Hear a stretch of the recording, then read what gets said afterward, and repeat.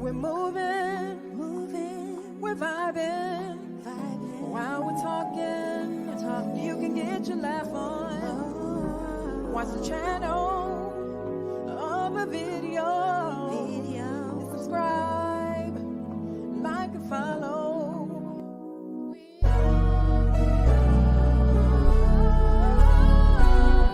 Chillin' with the girls, with the girls. Girls, with the girls, chilling with the girls. Woohoo! Woohoo! Welcome, girls. All right, so welcome to another episode of Chillin' with the Girls. Yes. So we are so happy to have as our guest tonight, Shana Bailey, and she is the author of a cookbook. And it's called Uppity Brunch. We're going to find out about that name, y'all. Uppity Brunch. We're going to find out where that name came from. Absolutely. Right. She's going to share with us some recipes from her, or present with us some recipes from her book, as well as some spiritual and physical healing that she went through. She's going to share her journey, her healing journey with us. Okay. So we're going to just give it on over to Shana Bailey. Yeah, Well, hello, ladies. And I just want to say thank you so much for having me. I am so grateful to be here to discuss my book, but more so to get to know you ladies and have a little fun with the girls. So a lot of people ask me, how did this book come about? So I just want to talk a little bit about my journey and how I got to Uppity Brunch. So it was 1995. When I was a cheerleader at Howard University in Washington, D.C. I wasn't feeling well. I was exhausted, fatigued, tired every day, just walking across campus. Hair was shedding, nails were breaking. I had lots of symptoms that my body, I knew something was wrong and that I needed to get to a doctor as soon as possible. So I ended up calling my Jamaican pediatrician from childhood. And I said, Dr. Hines, please, I want a thorough, please just check me out. Something is wrong. Because I was an athlete. I ran track for years and then was a college athlete. So I knew that this was not normal. So we had to run a bunch of tests. She felt a lump on my neck during that time that she saw me in my physical, right down here. She found a lump right in the nape of my neck, the bottom of my neck. And then she says, that's interesting. Why don't we, run some blood work and see what's going on? This is, the thyroid area. Some women know, some don't. This is called your thyroid area. So she said, well, let's run some blood work and see, if everything's okay. And then the blood work came back normal. So then she was really concerned. And she said, well, because, I think she was thinking it might be like an overactive or underactive goiter, a benign growth. And then she realized, okay, well, the blood work isn't indicating that.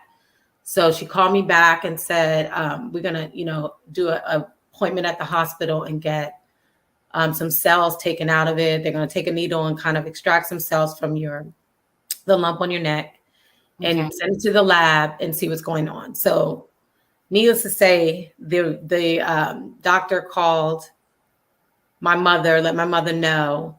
And actually, when she called my mother to let her know the results, because I guess I was still considered not a minor, but I was in college. So, and the doctor went to medical school with my father. So we grew up next door to them. And I talk about that in the book, this relationship and she's my godmother. Oh, wow. So she called my mom. And she says, well, I should come over, when you guys get back, because we're actually celebrating my birthday. In 1995, it was September 8th. We were out to dinner or brunch. It was brunch. And she called during the dinner. And I just saw the look on my mother's face and I knew something was wrong. And, I was already nervous waiting. And I didn't, I just was like, well, let me just try to enjoy my little birthday breakfast. So we got back to my mom's house that later that day. She came up, walked up the hill, and she came in my room. She sat next to me and held my hand, and she told me that I had cancer. Ooh. And so last week Thursday was my 47th birthday. So I'm 27 years cancer free. It was my 20th birthday. Yes. And just celebrated 27 years on Thursday. And I always take a moment to take some time to reflect and just be grateful and make sure that I'm aligning with my purpose every day. Right. Yeah. And that to me is really, really huge. And that's how the book actually started back then when I was diagnosed. It just didn't come out until COVID, and I had time enough to write it. So after the diagnosis, I had to come out of school and then go back. I took some time off to have surgery, radioactive iodine chemotherapy. Like it's part of the way that they treat thyroid cancer, which, if you find it, and it's very treatable if you catch it early. I had stage 2. So it was I had my whole thyroid gland, part of my thymus gland, and several lymph nodes removed at that time, and then had the chemo right after that. Okay. Then went back to school because, I had to get a little therapy. I went to therapy and was obviously pretty shocked and had to adjust to my now new life, right? Because I was on a football field last week cheering at a football game. And then I was prepping for surgery and chemo. And what does this diagnosis mean? Like, I don't even know I didn't know what a thyroid gland was until this diagnosis. So I was an athlete my whole life. So it was just really quite a shock for me. So Uppity Brunch came about, and it's something I manage every day, monthly, yearly, for the last 27 years. So let's fast forward to, we don't need to fast forward, but I will say that part of the healing for me, and a large part of it, was coming together for that Sunday dinner with my family and friends, that brunch, that emotional support. And I think when people think about cancer, they're automatically thinking about the physical parts of what your body experiences. But it, in fact, is a lot of the emotional well-being, and like the depression and the anxiety and the isolation and the feeling of loneliness, even though people are around you. Yeah. But they're not experiencing what you are, and especially at 20, because they out wondering where the next party is, and you are managing medications and all of that. So, and I just want to say, and I think the dietary part, for a long time, I was on a very strict, I was very strict with what I ate. And I still am, like, this book has a lot of rich and like decadent, like, these are for special occasions. I tell people this is not for every day. For Sunday brunch, for your Easter brunch, for Thanksgiving brunch, whatever, this book is for special occasions. And when you're entertaining at home, and especially during COVID, we were doing a lot more, bring your mask. We're going to have a few people on the deck. Okay. And so that's where Uppity Brunch, create a 5-star brunch at home, came from. And Uppity Brunch is really a play on the word, when they say uppity, kind of like a bougie brunch, but it's more of like, upscale, sort of fancy brunch is really what it means. Like you're elevating it, you're taking it up a notch. Okay. And then that's what I mean by uppity. And then also a play on the word about looking up and praying and being mindful. I love that. So we continue to look up and praise him and be grateful. And a lot of times, the only time we pray, some people might only pray over their meals. And when the family comes together, is on those meals, and you're holding hands and you're touching and agreeing. And you have that safe space. It's a safe space where you can be vulnerable. And I talk a lot about vulnerability in the book, and how sometimes as Black women, especially, we are so strong, right? We're like we're superhuman sometimes. And sometimes it's almost to the point where we can tend to not want to be vulnerable all the time. And that's okay. Like, and I think there's power in being in vulnerability because you never know what someone else is going through. Yeah. And you never know that you might free them up to share their story and be vulnerable. And then now what? You both have support that you may not have had before had you not shared your story with someone. And I mean, you never know whose life you could change or life you could save. Yeah. And I said, when I wrote this book, if I save one life, then my work is done.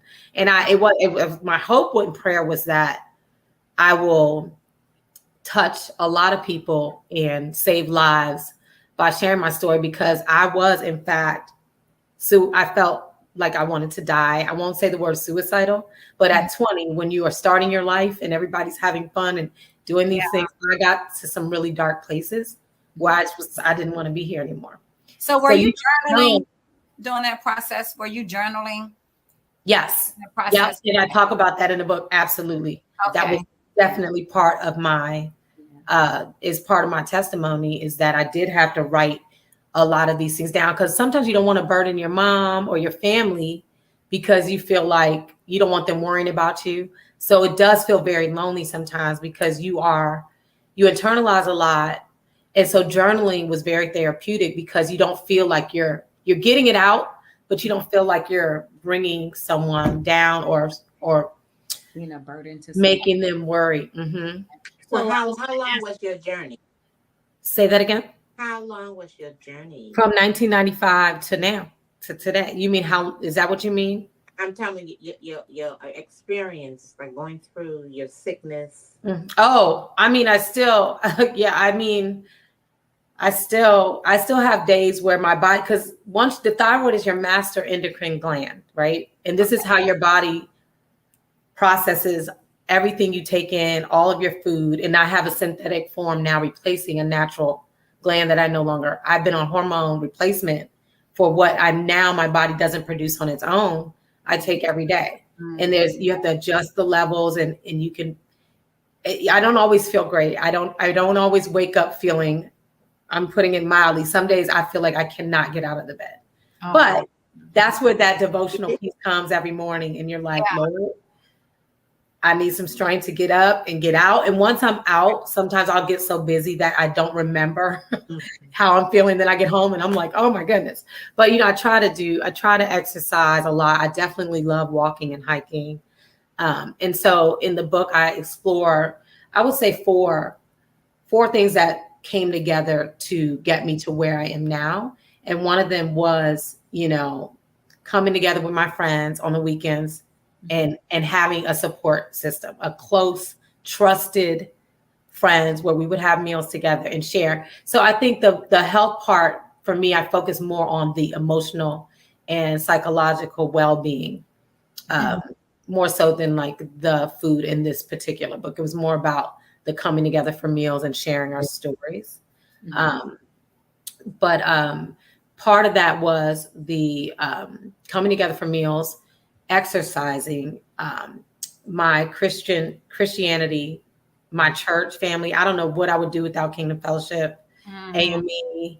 Oh my goodness, my church family. And I'm pretty much an every Sunday Christian and a Tuesday night Bible study when we could go. But now it's COVID, so now I do it virtually. But I'm a every Sunday church person, and I just feel so connected in the sanctuary and that corporate prayer and the power of that. And I feel like it fuels me for every week, like that I can get through my weeks. And on Tuesday nights, I'm in the Bible study because by Monday, the devil had already tried me. Right. But did it affect your singing or your speaking, your singing? So yes, it did. My voice did change suddenly because your vocal cords are right there. And that was one of the things that we were concerned about when I had the surgery, because I was in a singing group prior that we recorded some music. That's actually how I met my husband.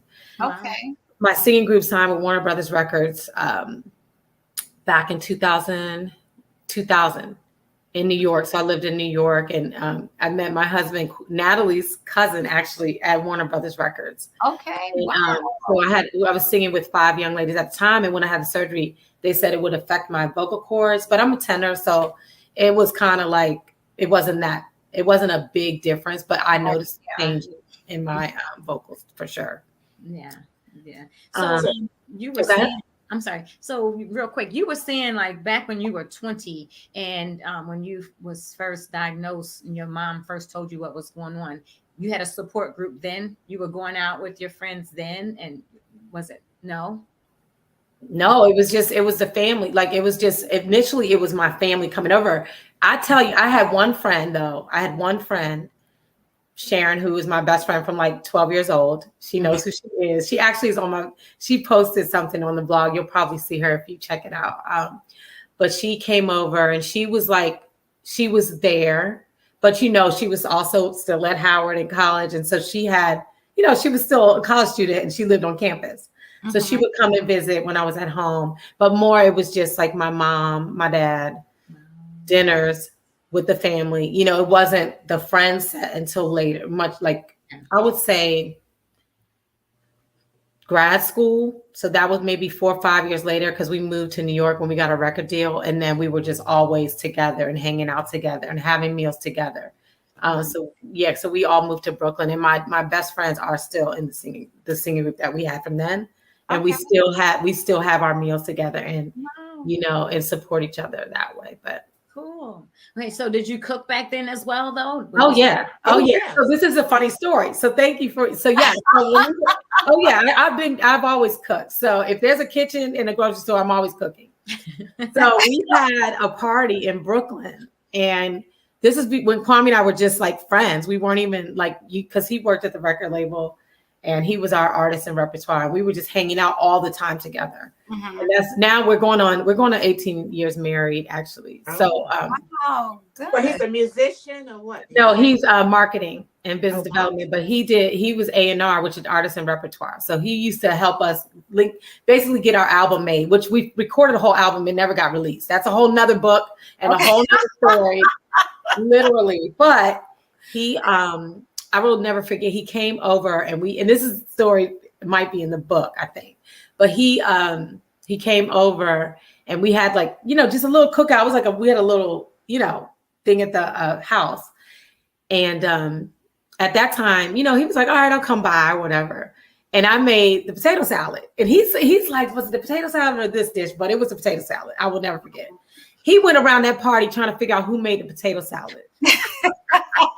He was like, "Who made this potato salad?" They were like, "That was Shana." He was like, "Where's she at?" He was like, "Where is she?" That's funny. And the rest is history. And I've been feeding him. And wow. The rest is, he literally was like, "Who made the potato?" I told you so, a man's heart. Didn't I tell you that? She never lied. That's because they gonna keep one more.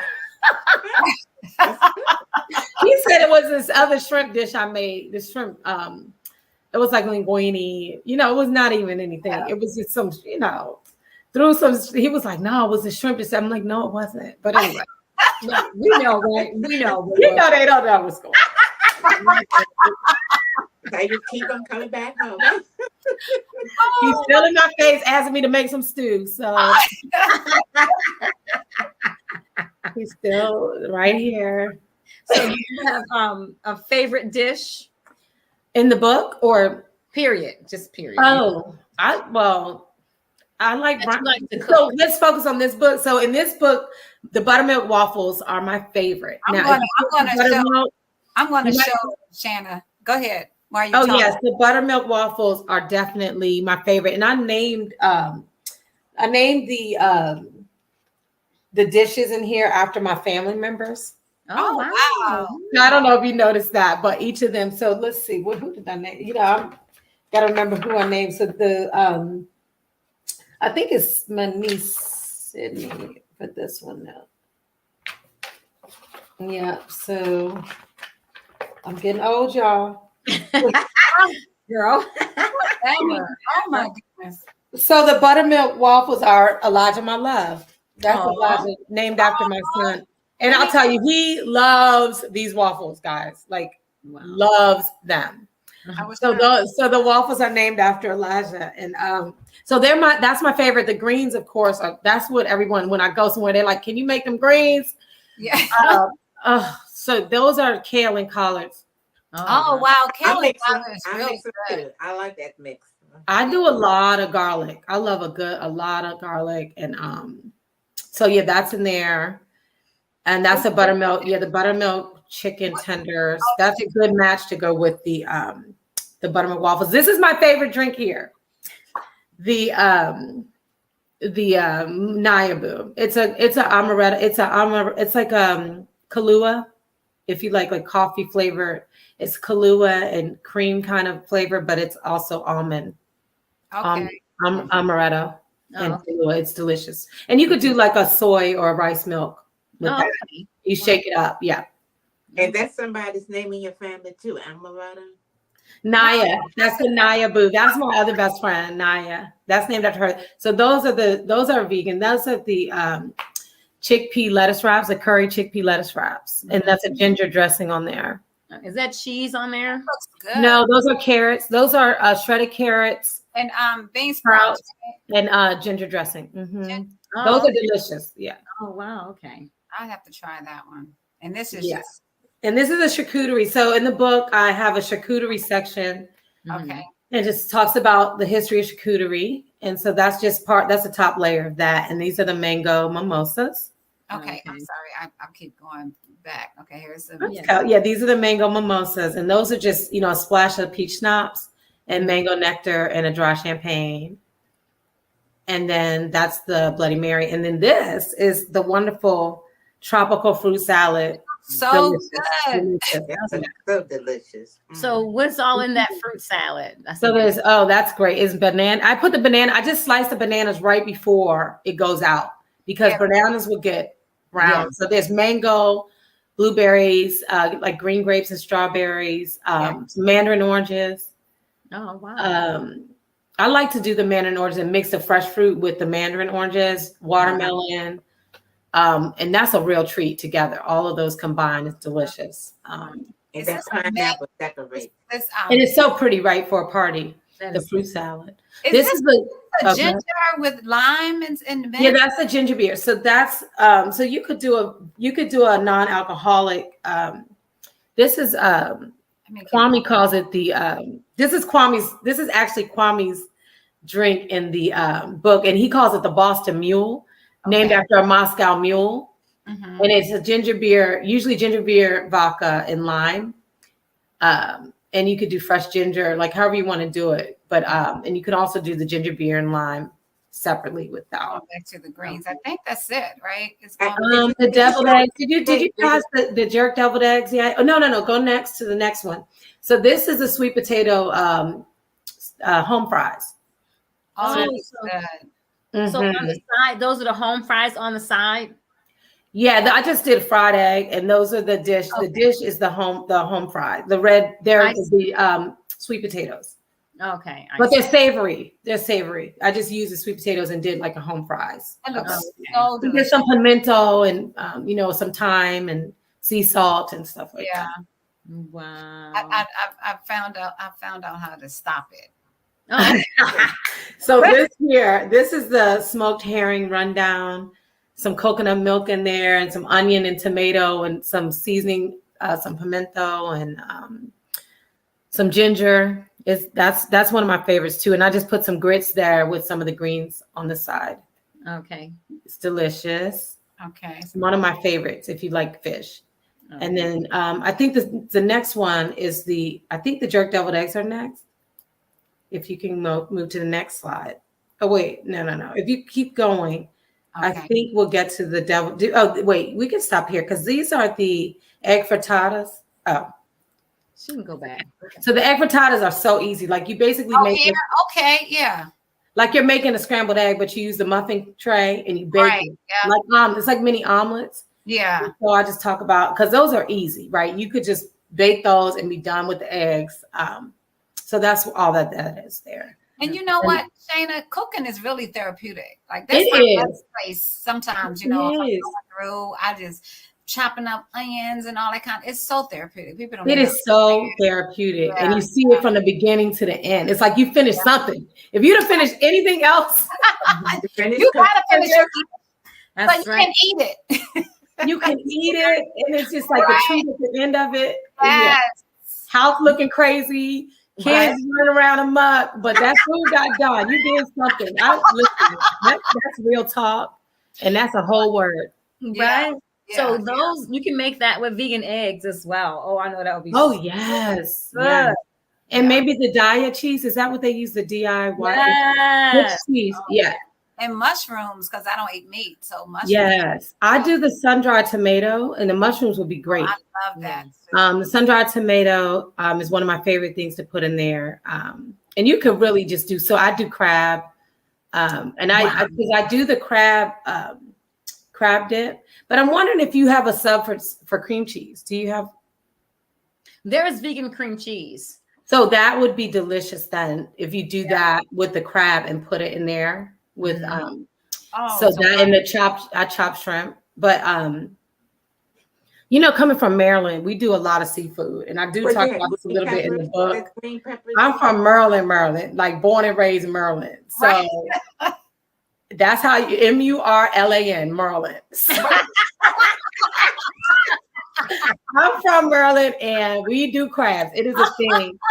And my mom, she went to Annapolis to do a crab feast in 1975 on September 8th. She said she ate a whole dozen crabs by herself. Yes. And I popped out. Hey, I popped out that night. Her water broke. Wow. I was literally born eating crabs. No way. Yes, I was. And it's my favorite dish to this day. Wow. Anything with crabs in it. So the crab dip, that's my nephew's favorite. He's always like, Auntie Shana, can you make that crab dip? So he's so cute. That's my brother's son. So that's named after Johnny, the Moco crab dip. Now I paused that one. That's in there somewhere. But and then those are the lettuce wraps. That was just how we did it. You scoop it out and put it in the lettuce. Okay. Okay. Let me, now, does the coconut, is that just the I use coconut milk in the recipe, so that's more for but yeah, you can do fresh coconut milk. I did a video on the blog on the Uppity Brunch at my Instagram and how to make fresh coconut milk. Oh, cool.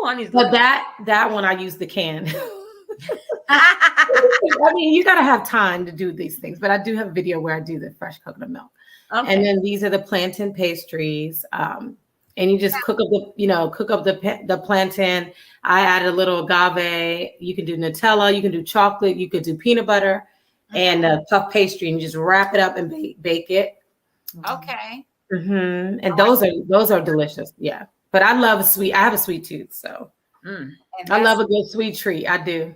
I want to get rid of mine. I put a lot of agave in the plantain. Okay. Right. I don't know. And this is a French. Yeah, this is one of my favorites too. This is good. And I like our almond. I like the almond extract. And I know everyone can't do the almond, but I like the almond extract with that. And I'm bad. I do the condensed milk. You might have to sub that out for the people that are craving I didn't think about using the condensed milk for with the French toast. No, the buttermilk. The buttermilk. The condensed milk is in the waffles. Yeah, sorry. I know that's good. Yeah. Oh yeah, the buttermilk and the condensed milk. That's why I said you can't do it every day. Right. But I do the almond extract in the waffle and the and for the French toast. You ever make the cow milk? You can do the vanilla almond milk. You ever cook milk? Which one? What kind of sour milk? Sour milk? Yeah. Oh, so is that the buttermilk? Is that the same? Probably is. I think it is. It's butter. Oh, yes. That's what If your milk get a little sour, those waffles are a problem. They light. They are a problem. This right here, this looks so good. It is so. Oh wow! What is that?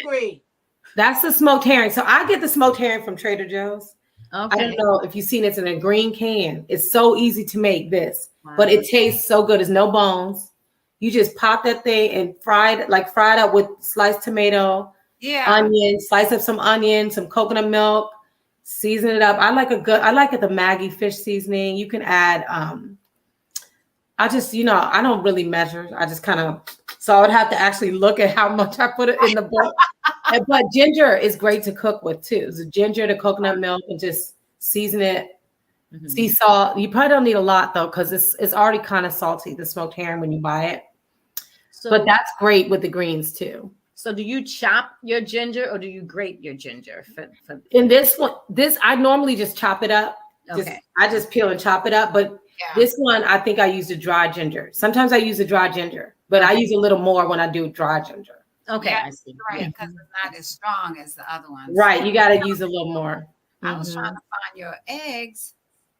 I know. So this is the table setting part, and there's a part of the book where we I just think it's fun to have a pretty table. When you sit down, you got some fresh flowers and you got, a nice table runner, and you know where the glass and the fork is supposed to go on the knife. So there's a part of the book that we go into that. Yeah. Table setting. Atmosphere. It sets the atmosphere. And it makes you feel so good when you walk and you have your table set up and the flowers and yes. I'm a firm believer too that I don't just pull out my china and my forks on, like I do it a lot because I feel like we don't do it enough. It sits in the cabinet all year long.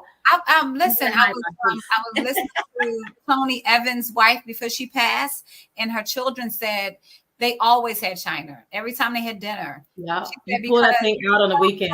Like you said, you only use them for about Thanksgiving or something like that. So she was like, they use their china. I love that. I love that because you feel special and you're like, you're saying to the people that are at the table, you are special. Right. You're important. You don't have to eat on paper. And you saving money with all the paper plates. That is so true. Say that again. The environment. Yeah. I like it. Now we don't do it every day, but we will pull those plates out, a lot. Eggs. I can't find your eggs. Ooh. So that's the plantain pastries once they're cooked. Okay. Oh, this is the crab dip. Oh. Yes, honey. Right there in that puff pastry and bake it. Oh, I know.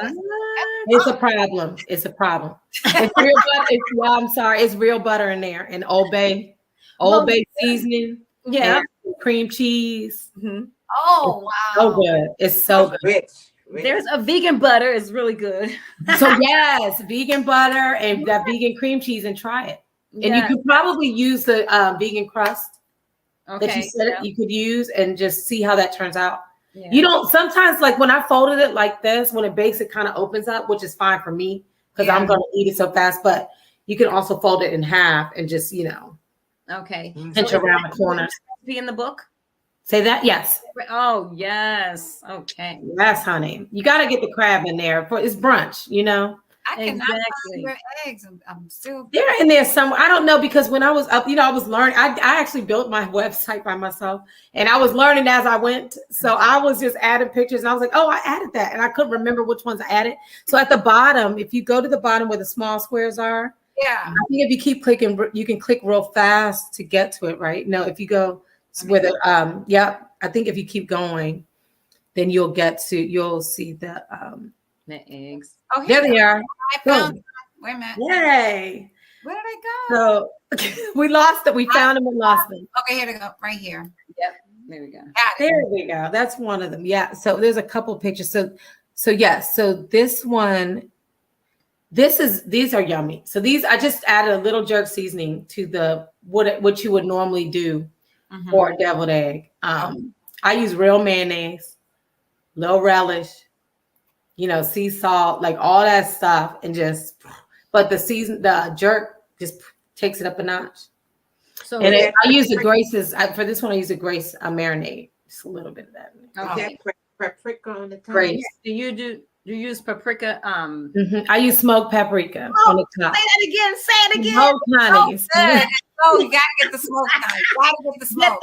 Gotta get the smoked paprika. Yes, you do. So yummy, and it adds a kick. It just kicks it up a notch. And you gotta put the relish on there. I know. Oh yes. When I had I just boiled eggs the other day, and it's like I put relish on because I guess you have that sweet taste that's so good. Yes, I did. Yes. Oh, and then you have to use real mayonnaise. You can't use Miracle Whip. Well, for me, I like the real mayonnaise in the deviled eggs, the Hellmann's or the Duke's. Yeah. It's certain recipes you can't use Miracle Whip with. Like potato salad. You need to use that Duke's or the Hellmann's. Right. It's a crab salad too. You can't use no. with that. Yeah, no. Right. We don't. No. So no. you could put crab in that as well, couldn't you? Oh yeah. Oh yes. Yeah. Absolutely. And You can have fun with it all. Yeah. Yeah. Crab, macaroni, and cheese. Good. Yes, honey. Or I mean, vegetarian. So good. So that mac and cheese about to be in the next book. That's another thing people ask me to make a lot. So that's one, that's just that good old Southern home cooking.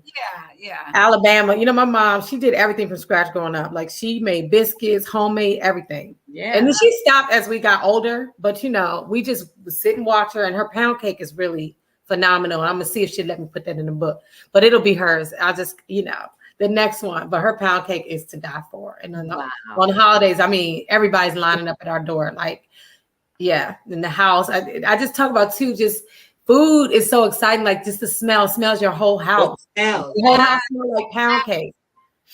Right. Yeah. And that memory when I walk in that house to this day, when I smell that pound cake and I know it's cooking, it's just like, wow, it takes me all the way back to when I was 8, or 10. Yeah. Mine was yeast rolls. My mom used to, oh my goodness. Oh, yes. Yeast bread. Oh my Lord. I know when I lived in Michigan, I was like, Mom, can you just make me some? And don't cook them. Just make me the dough and I'll take them right.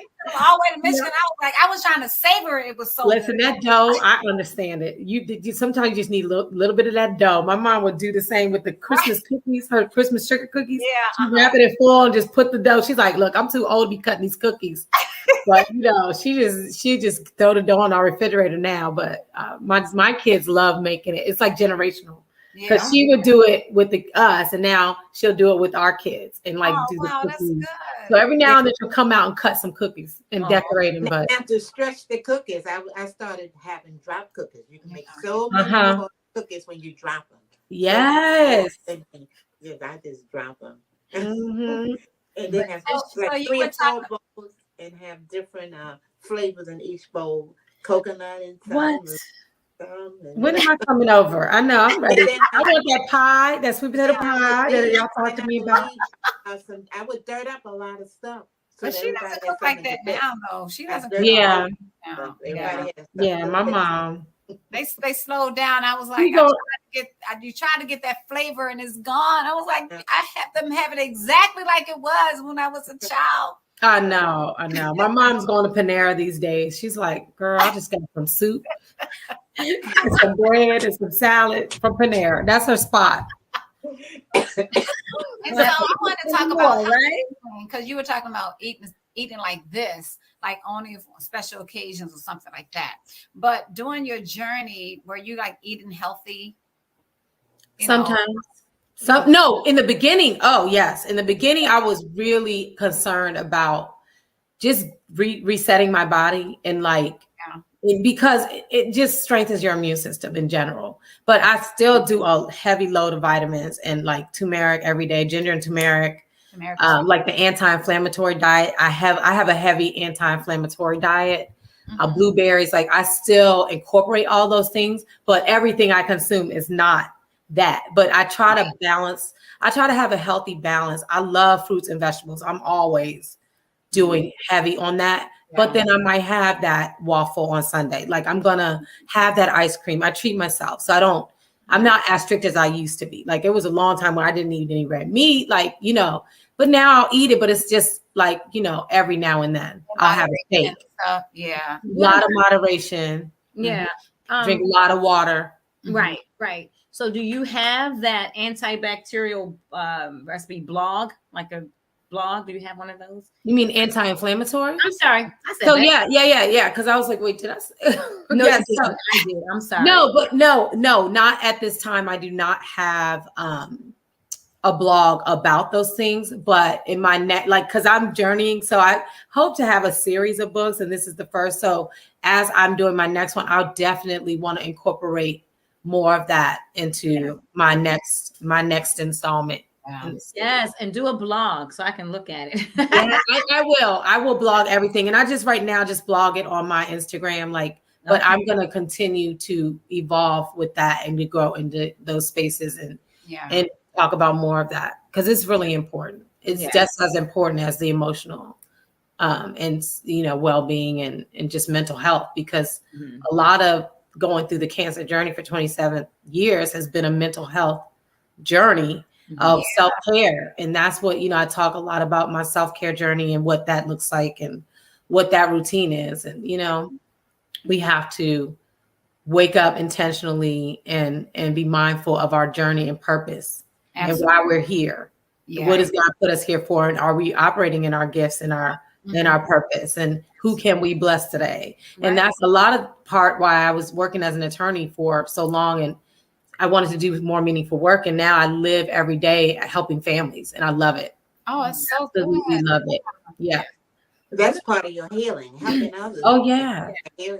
And understanding why I'm here. What about your sleep patterns? Take your mind off of yourself too. Right. So your thyroid, you said sleep. Oh yeah, I'm a 8-hour person. I try to get 8 hours, but the thyroid is very tied to your sleep, and it can sometimes and that's sometimes how I'm keyed into like, okay, I need to check my levels. Maybe I'm overactive or underactive, because when you gain weight, you might need more, or if you lose weight, you might need less. So adjusting that thyroid level has been a challenge for 27 years. But sometimes when I have trouble sleeping, I feel like, okay, I need to go check in with my doctor and just see if I'm okay. But I do require a lot of rest. And that is when our cells regenerate and restore and renew our body. So we do need to unplug at night and get our rest, So that's very important to your immune system as well. But isn't that so hard though? It is so hard to get. It is, but it feels so good the next day. And I have to work on that. You just can close your eyes the next day. Just be in a peaceful place and just shut your eyes. I mean, wanting to do that when I'm walking around. I was like, you can't close your eyes. Why? Because when you close your eyes, it seems like it's so peaceful. You know what I mean? Yeah, just do some deep breathing. Yeah, deep breathing. Absolutely. And it's hard too, because we feel like that's our time, right? Because all day we've been going. So finally we get to lay down, and it's our time to do what we want to do and just kind of if it's mindless, it's just relaxing, then you can get caught in that rabbit hole. Because that social media stuff's a rabbit hole. Yes, it is. Absolutely. Cut it off. You're looking at one meme, then you're looking at one funny video, then on to the next, and it's just like, oh my God, I'm never going to sleep. So I occasionally get in that trap, and then I just hate it the next day. Right. Shane, we have a few minutes. Can you hold your book up so everybody and tell them where to get it? And please support her and follow her on Instagram, Uppity Brunch, right? And Amazon. You can get my paperback, and I hope you enjoy it. Uppity Brunch. Can you flip through a 5-star brunch at home. Can you flip through some of the pages? Like open it up a little bit. Oh, sure. Yeah. Oh, that is beautiful. Let's see what I can find here. Oh, turn to the buttermilk chicken tenders. Who doesn't love a good fried chicken? Cauliflower, y'all. If y'all vegetarian, get the cauliflower. Make her recipe. How about those greens? Oh, man. You like olives, y'all. Well, Shana, thank you so much for coming on our show. Yes, really, thank you guys for having me. You're so beautiful, and we love your spirit. You guys too. I love this whole family thing. It's amazing. I love you guys. Yeah. Oh, and so we just want everybody in Virtual Land, Mama would say Virtual Land, to share this video and share that book. Somebody get that book. All right. Yes. Take care. All right. We'll talk to you later. Okay. Bye, Shana. Bye, Shana. Okay. Okay. Okay. Got it. So we have our, sorry, y'all. Pet peeves, and we're bringing on, look who we have tonight. Melanie is here. Melanie. All we can see is your hat. So we are dealing with the girls. Anybody have any pet peeves they want to share tonight? Yes, I do. We need some light. Okay, one of my pet peeves is, this is so bad.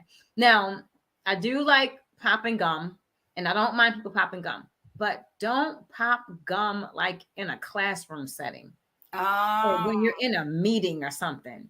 you know, you just, oh, I can't stand it. You just want to say, will you stop that, please? That's that. That's bad.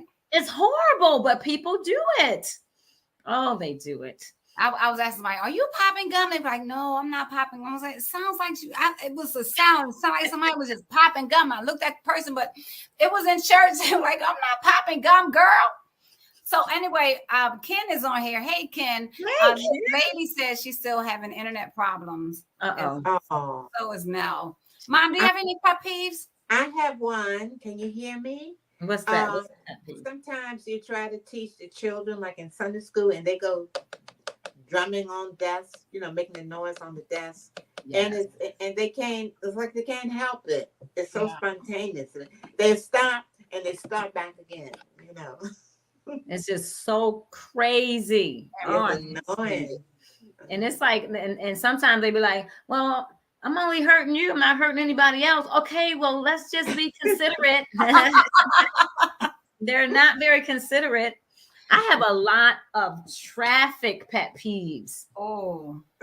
Now, one of my pet peeves is, I shouldn't tell them. I'm going to tell them myself.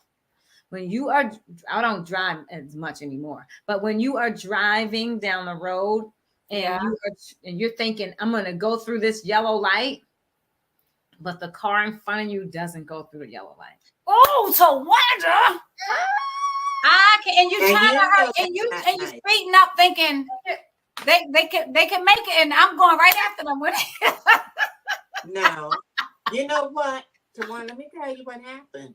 Your dad did that. It was raining early Saturday. We were taking care of some business, and the lady in front of us, you know, the light was yellow, and he thought she was going through. Yes, and he hit her right in the back.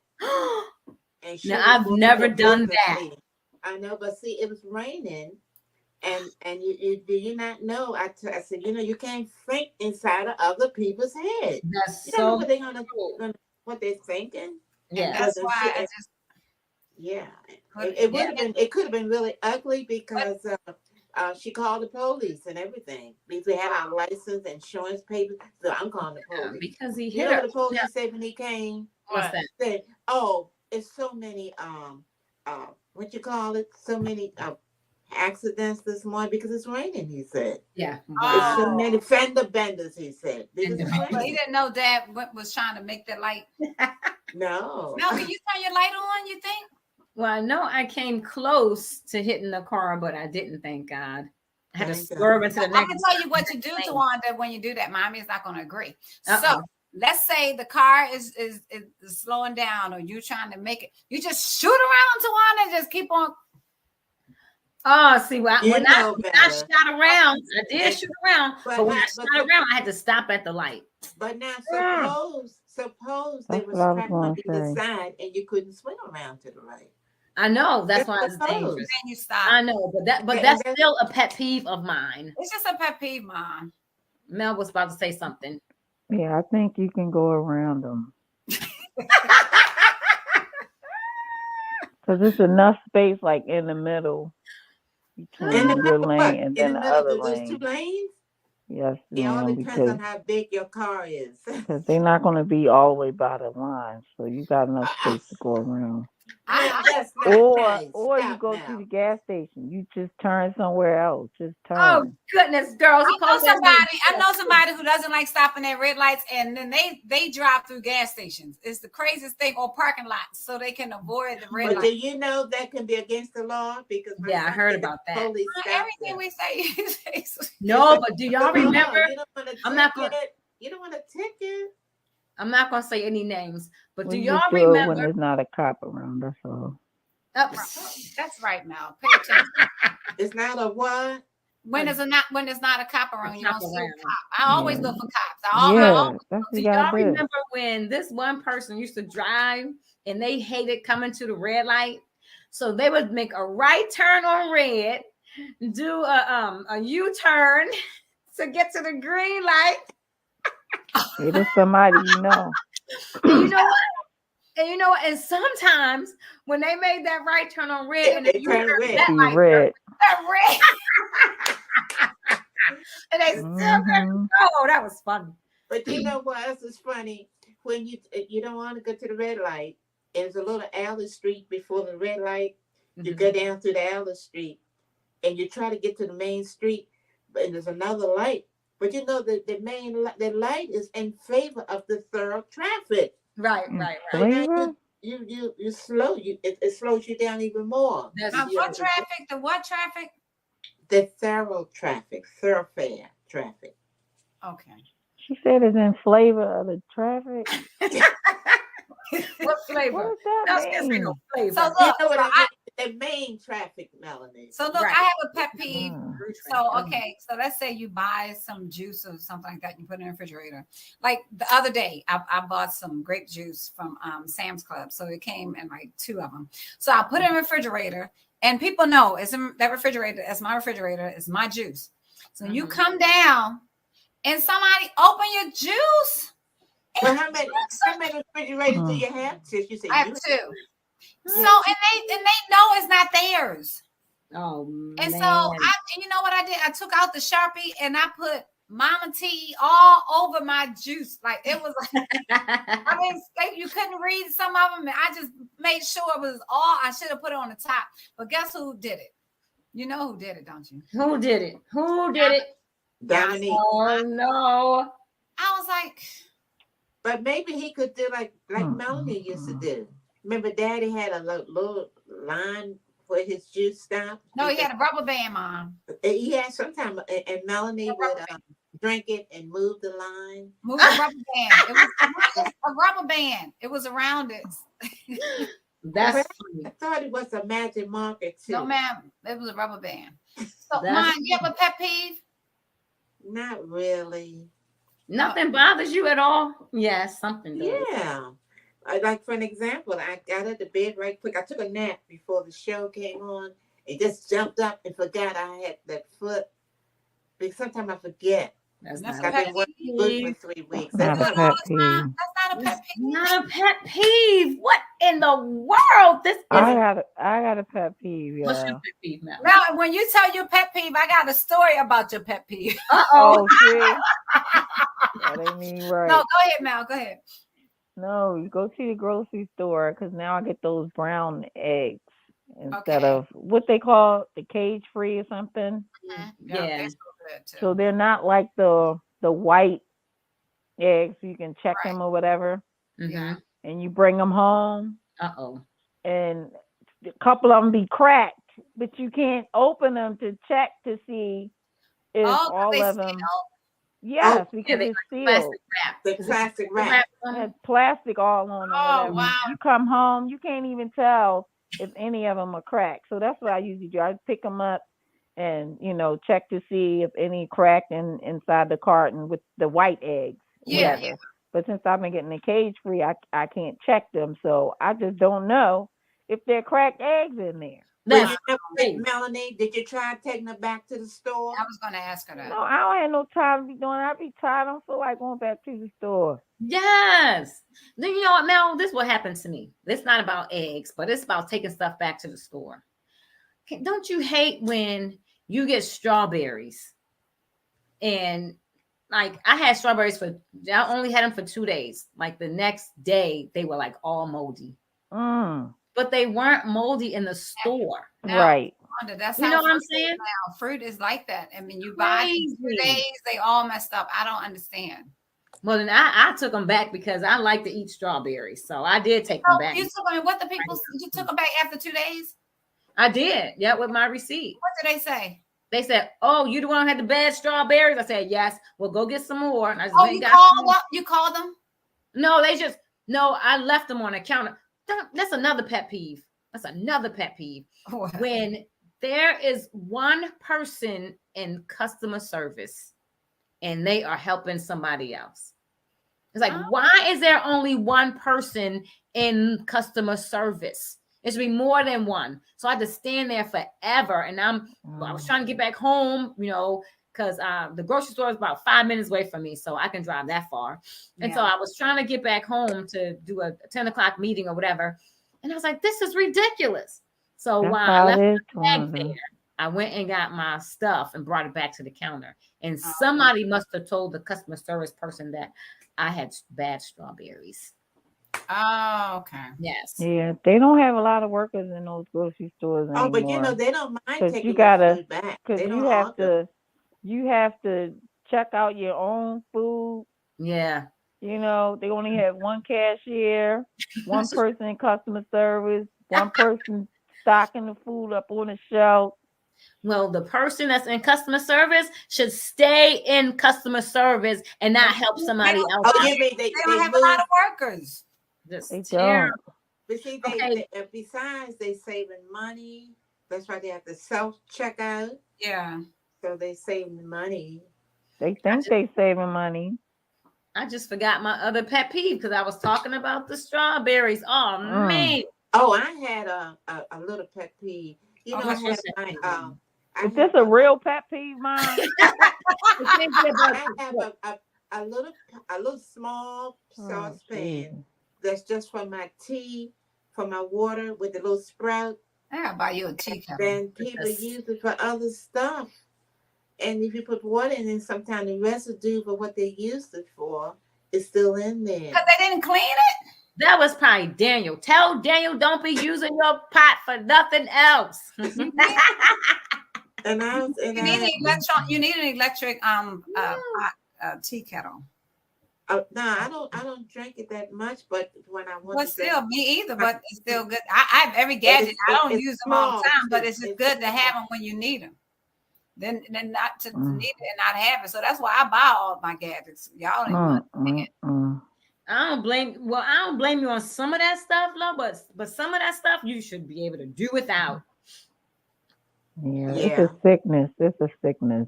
I think it is. That's my pet peeve. That's my pet peeve. What's your pet peeve, Mom? Seeing my daughters wasting their money like that.